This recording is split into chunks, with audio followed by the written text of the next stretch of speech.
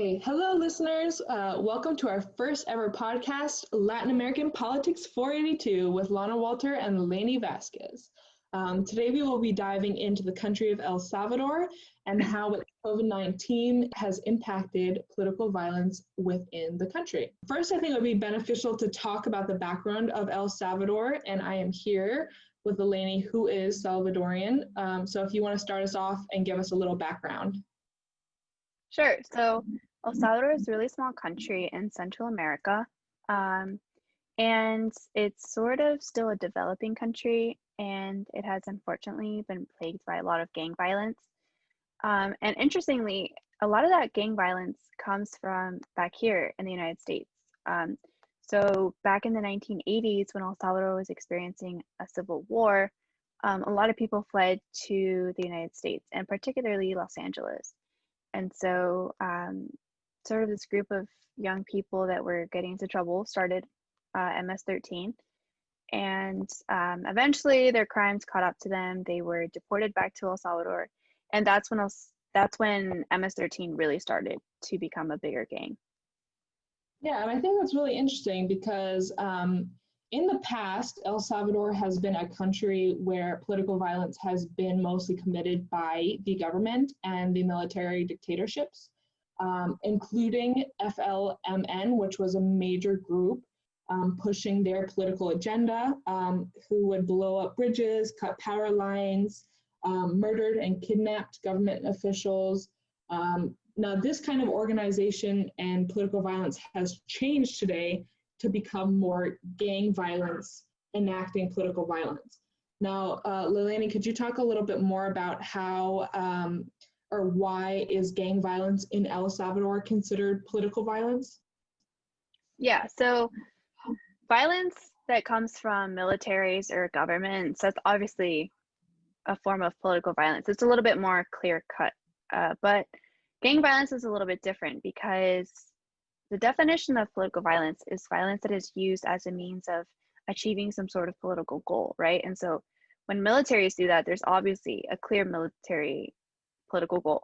But with gangs, it's a little bit different because a lot of these people don't really have political goals. Like when you think about gangs, it's actually comprised of a lot of young people, like young teens, that don't have many opportunities, like economic opportunities or educational opportunities. So for a lot of these young people, gangs are a way of just survival. So they don't necessarily have these clear-cut political motivations. But the reality is that political violence isn't just about political motivation. It's also about the consequences of those violent acts. And so gang violence in El Salvador, that violence comes with political consequences, and politicians are the ones that have to figure out how to reduce gang violence. And so that would be considered political violence.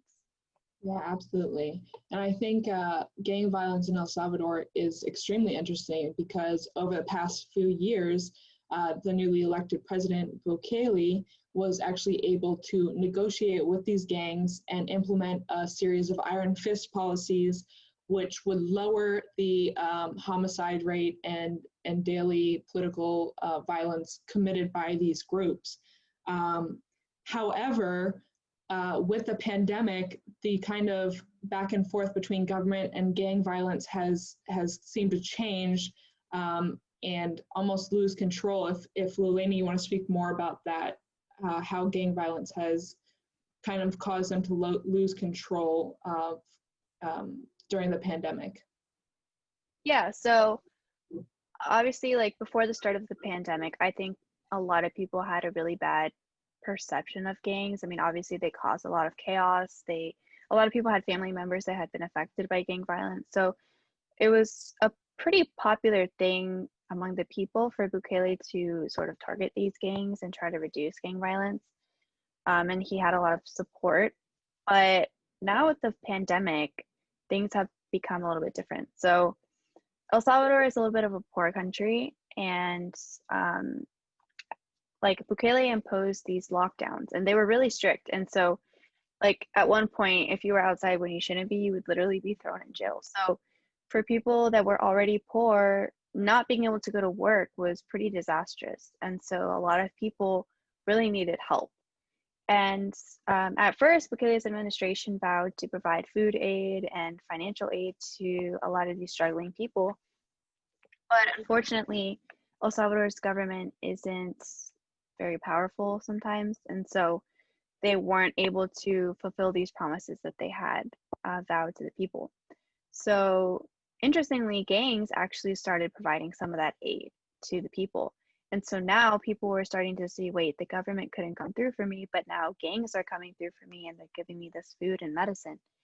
So it's a little bit trickier now for Bukele to target these gangs because now they're starting to become not popular among the people, but people might tolerate them more than they used to. And so it's kind of hard to try to target a group that's handing out food or handing out aid.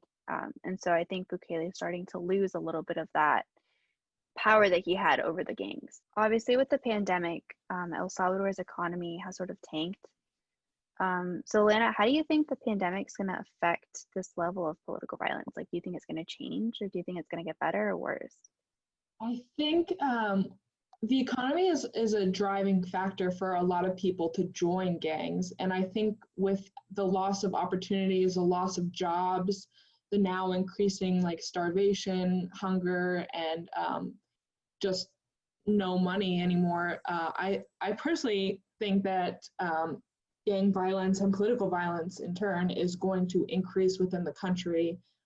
When people don't have opportunities, they have to turn somewhere. And for a lot of cases within these countries like El Salvador, it is joining a gang that provides you some sort of protection and some sort of family.